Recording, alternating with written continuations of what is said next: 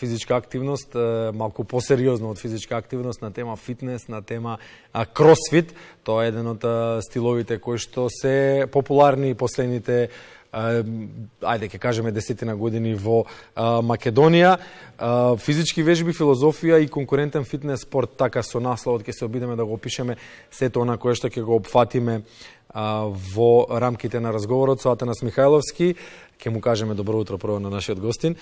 Да не чека долго со најавата, инаку сакав да го најавам овој разговор со приказната со штурецот и со мравките, нели, кога се подготвуваат за зимата, така и ние некако сите или повеќето од нас размислуваме како штурчињата, кога ќе дојде летото, тогаш сакаме да почнеме да вежбаме и да се активираме. Непосредно и брзо сакаме. Најчесто е тоа, да, најчесто е брзо, немаме план малку подолг, него се калај да видиме ако може нешто на месец-два да средиме, па да се покажеме малку. Може ли да се среди нешто за месец-два?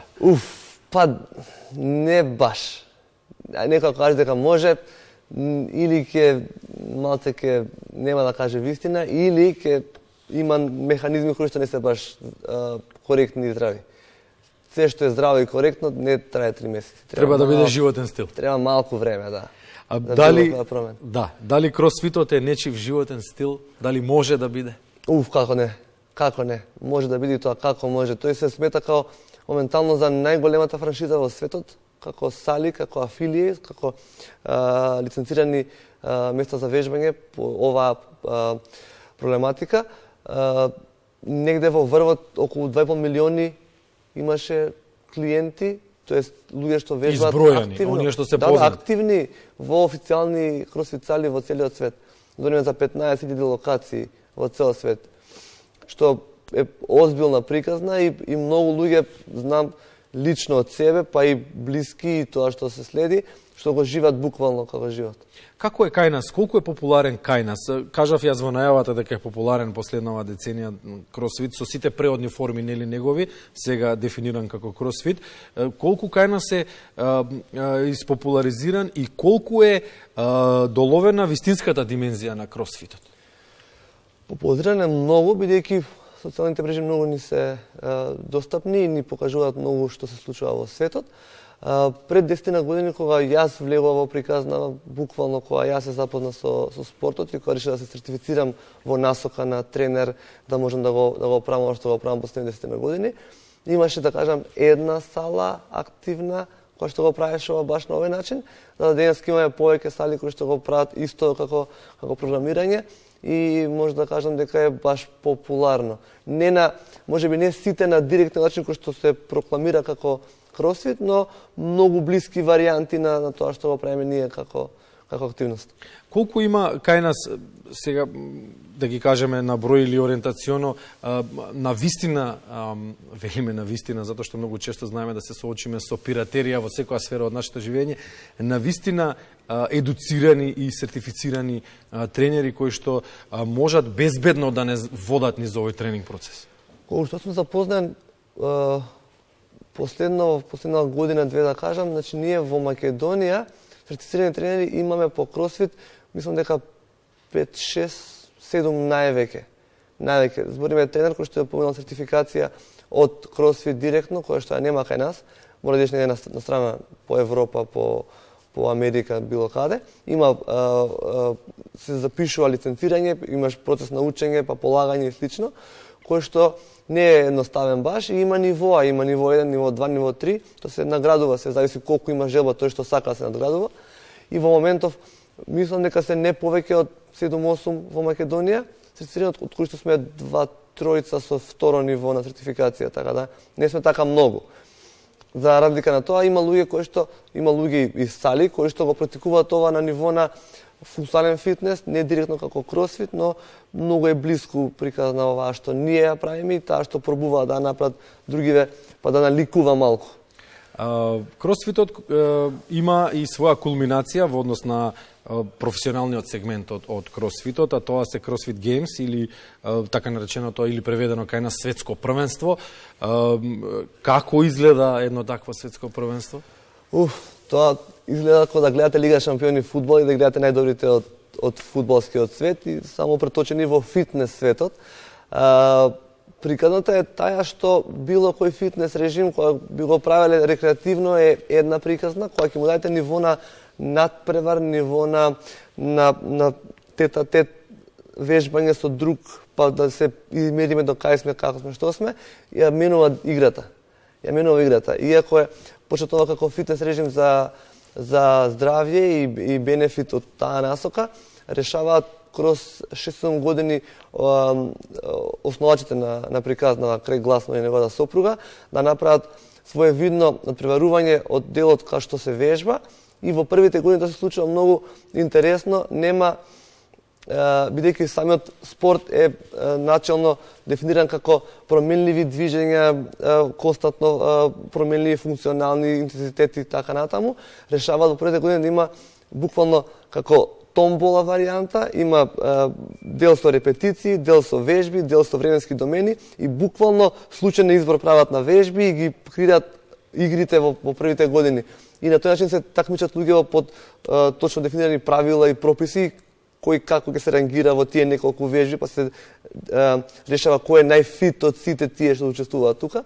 И тоа од 2007 година како прва година кога се случуваат тие CrossFit Games, така наречени, до ден се одржуваат секоја година, па дури во пандемија да се одржува со изолирани настани.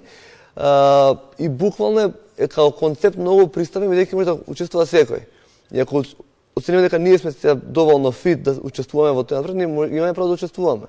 Има така наречено open или отворен дел, кај што секој буквално кој што сака може да се пријави. Без разлика дали поминал низ тренажниот процес? Нема, ако ти чувствуваш дека си доволно спремен и дека можеш да се такмичиш, повели такмичи се, па докажи дека си доволно спремен. Како отприлика котираат надпреварувачите кои што доаѓаат да се надпреваруваат, а не се дел од CrossFit програмата, официјалната лиценцираната, има ли подготвени дечки, сакаме да кажеме во наводници? Има, но целата приказна е што самиот CrossFit има специфични движења и потреби кои што ако не ги правиш во официјална сала со тренер кој што ќе те научи како да ги направиш тие добро, ефикасно и како што треба, се гледа дека каскаш и нема да ги стигаш други што вежбаат регуларно со тренер, да им покажува. Не дека не може, но ќе се издвои популацијата која што го прави тоа буквално бидејќи има насоки во тоа што ние го правиме. Има 3 генерални делови кои што ние пробуваме константно да ги покриваме, како аеробен капацитет, како гимнастики, како подигање тежина. Тоа се 3 аспекти кои што ако си, да кажам, ако само подигаш тежина, само си во тоа добар, ама па не трчаш на кеј редовно. Ако само трчаш на кеј, па не подигаш тежина редовно, па таму си послаб, таму си појак. Приказната позади ова што ние го правиме е да си overall или генерално спремен и да подигаш тежина и да истрчаш и да имаш гимнастика добра. Тие се како 3 главни компоненти и тука е тој модалитет на мешање на компоненти, да видиме кој е генерално фит од нас двајца, од нас 100 луѓе овде. Од нас двајца се знае кој е пофит. Не да влегуваме понатаму, да.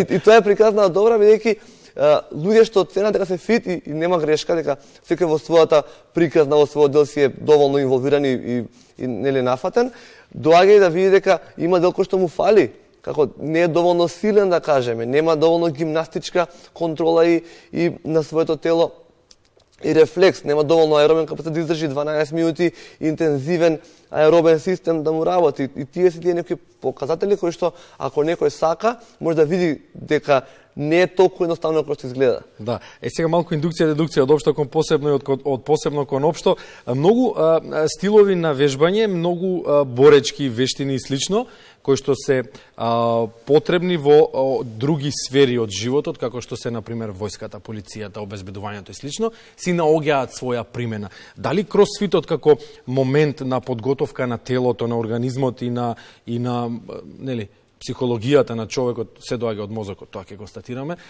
Дали си наоѓа своја примена некаде таму во тие некои совршени сфери на функционирање, како што ги кажа, војска, полиција, обезбедување? Апсолутно дека има, бидејќи на тие луѓе што таму функционираат во тие бранши, нив им е неопходно да се физички подготвени.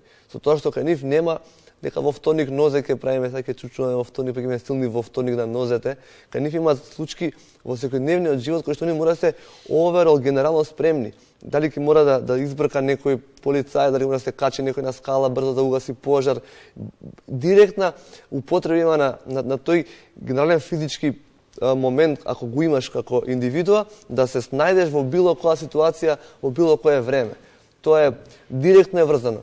Така да режимот кога почнува како основање, прво што го имплементираат луѓето од полиција, од војска, противпожарни бригади и слично, така да таму генерално прво се шири како приказна и потоа доаѓа делот со рекреација и спорт, така натаму. Каде и како и дали кај нас кросфитот наоѓа примена и кај рекреативците, наоѓа примена и кај оние кои што не сакаат да се надпреваруваат, не сакаат да бидат подобри од нас двајца. меѓутоа сакаат да бидат спокојни и во телото, и во душата, и во умот, кои што сакаат да си најдат некаков мир. Вежбањето и правилниот начин на исхрана се најдобрите два услова за тоа да се... Физичкиот момент е тој што е да кажам, прв што не носи во сала за вежбање, па и во нашава сала за кросфит, ако може да кажеме директно. Секој треба да биде тековно доволно спремен да може да функционира нормално од салата. Не вежбаме рекреативно во сала, да бидеме најаки во сала. Океј, може тоа е дел од мотивот, па се такмичиме меѓу себе. Но ние генерално нашата мисија, ако може да се каже таква, во нашите сали е што доаѓаат луѓето кај нас во сала во тој саат време да ги направиме. Може да ги видиме тука уште еднаш инсертите да ги направиме, да пробаме подобри, да ги направиме надвор од нашата сала, да функционира дома подобро, да оди на работа, да биде енергичен од сабаља ако направи тренинг, да има активен ден со своето дете, да може да трча, да може да се качува, нормални работи да ги прави колку можеме подолго во животот. Тоа сме успеале. Не секој нас треба да се такмичи, да иде на надпревари, да зима медали. Треба да имаме здрав, активен живот. И ако успееме ние со тоа што ние го правиме, да ве задржиме вас како луѓе со најобични професии во текот на денот, да сте редовно во сала, да сте редовно здрави, згора на тоа да јаете поздраво и тука ќе малце ќе ве фатиме, бидејќи тренирањето е окей, ама базава ние со хранава, таму ние е магијата во храната. Изгора на тоа, кога тоа ќе го правиме редовно и константно, значи ние ќе имаме подобар дел од денот надвор од сала, не во сала директно. Последниот аспект е социјалата. Ние сакаме да сме луѓе кои што во група движиме, работиме, делуваме. И таа социјала е многу моќна од друга страна. И таа не враќа повторно. И па не е нас керот да сме здрави подолго во текот на животот. Тоа е успехот што ние пробуваме да го достигнеме за да дадеме насока правилна на популацијата која што доаѓа кај нас. Добро, неколку блиц прашања со блиц одговори, кон крајот сме на разговорот. Колку време во текот на денот е потребно човек да се посвети на себе, на своето здравје, физичко, кое што понатаму ќе му донесе ментално здравје, здравје на органите и така натаму и така натаму. Значи поздрав живот генерално. Не повеќе од саа време.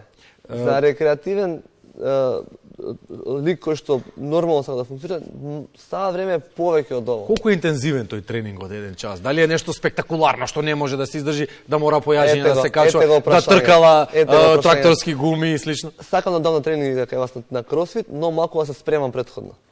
Немаме ние потреба таква. Проблемот е што ние кога гледаме Лига шампиони, пак кажам фудбал, и заедно играме со Роналдо заедно во ист тим. Нереално, не кираме пак фудбал, ама кираме во мало, со нашава екипа, што ние сме на тоа ниво. Исто и кај нас во сала. Во истата група кај нас има влезен дел, кај што ве малку обучуваме, ве проодуваме, како ќе почнете, и потоа целата група прави ист тренинг. Со тоа што, ако подигам днеска терет од земја, јас ќе подигам релативно за мојата моментална снага тежина од земја, тој што е нов на час, ќе подигне своја килажа, може би нешто ситно. Стимулот е истиот.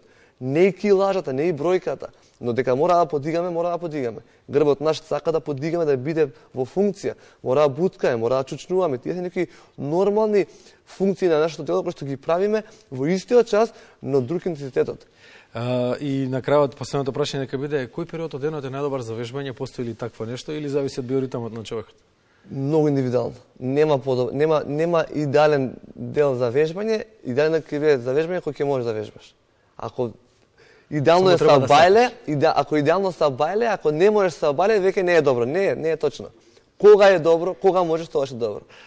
Може да бираш, би бирал нешто кога може, ама генерално кога можеш тогаш е добро. Атанас Михайловски, тренер, зборувавме на тема кросфит, физички вежби, филозофија и конкурентен фитнес спорт. Го споменавме и светското првенство. Ти благодариме за учеството.